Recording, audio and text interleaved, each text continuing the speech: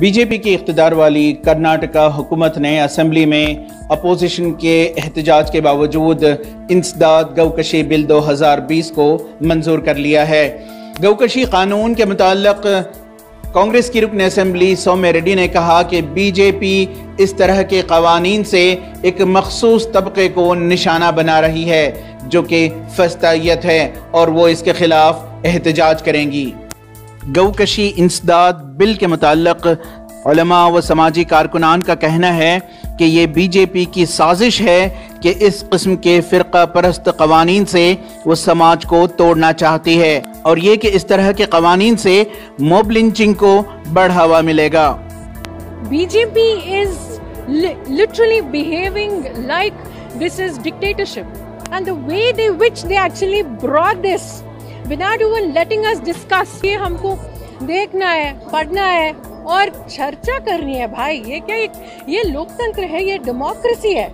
And also you know once the cows are old are they going to give them money to actually raise the animals? This is basically a law to criminalize some people, to target some people in the name of beef ban, in the name of cow slaughter. We have seen what BJP has done in other states, and this is exactly what BJP is trying to do in Karnataka as well, by saffronization, by using this.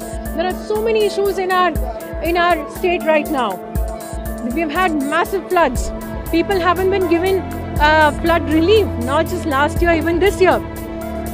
COVID, a lot of people are suffering. There is massive unemployment. In spite of that, they want to bring in such kind of laws, which is completely not just unnecessary, but it's also undemocratic, the entire process. So it's very clear, you know, that it's my way or the highway, and this is literally fascism, and we are going to go and protest. कई एक मुख्तलिफ ज़ुबानें, कई एक मुख्तलिफ तहज़ीबों को, कई मज़ाहिब को लेकर अमन और आश्ती के साथ रहने वाला यह हमारा मुल्क हिंदुस्तान है। आजकल देखा जा रहा है कि सियासत के नाम पर, खुसूसन सियासत के नाम पर मज़हब का इस्तेमाल किया जा रहा है और अपने इक़्तिदार का गलत इस्तेमाल करते हुए जो ग़िज़ाई हक़ है, जो कॉन्स्टिट्यूशनल राइट है, जो गौकशी के मुखालिफत में जो बिल लागू किया गया है हुकूमत कर्नाटक की जानिब से, इस बिल से वो तमाम जो इस रोज़गार से जुड़े हुए हैं, जैसे कि गोश्त के दुकानों से जुड़े हुए हैं, जैसा कि उसके सिंग से जो हैं बनाने वाले आशियाओं से, फैक्ट्रियों से जुड़े हुए हैं, और उसके उस जानवर की हड्डियों के पाउडर से जो शक्कर साफ़ होती है, उस रोज़गार से जुड़े हुए हैं, और करोड़ात अफराद की तादाद में जो किसान मवेशियों को पाल रहे हैं, मवेशियों को पाल कर उनकी उम्र हो जाने पर या बूढ़े हो जाने पर उन मवेशियों को खसई खाने तक लाकर फ़रोख्त करते ही, फ़रोख्त करने के बाद उनको जो पैसा वगैरह मिलता है उससे वो नए मवेशी ख़रीद कर, ऐसे तमाम लोगों पर कितना बड़ा असर होगा, कितने लोग जो ही बेरोज़गार हो जाएंगे, ये इन तमाम के बारे में सोचना पड़ेगा।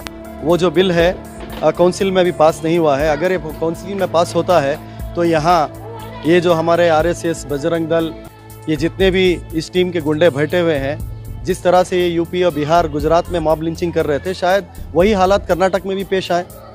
और एक्ट के हिसाब से पहले जो नाकाम बैल होती थी, गाय होती थी, उनको काटने का परमिशन खुद गवर्नमेंट देती थी, लेकिन आज ये बंद कर रहे हैं। ये हमें काटने नहीं देंगे, ये खुद काटना चाहते हैं, खुद एक्सपोर्ट करना चाहते हैं। और डायरेक्टली इनडायरेक्टली हो ये रहा है कि तमाम ये जो नुकसान है किसान उठा रहे हैं। ईटीवी भारत के लिए बेंगलोर से रफीक जब्बार की रिपोर्ट।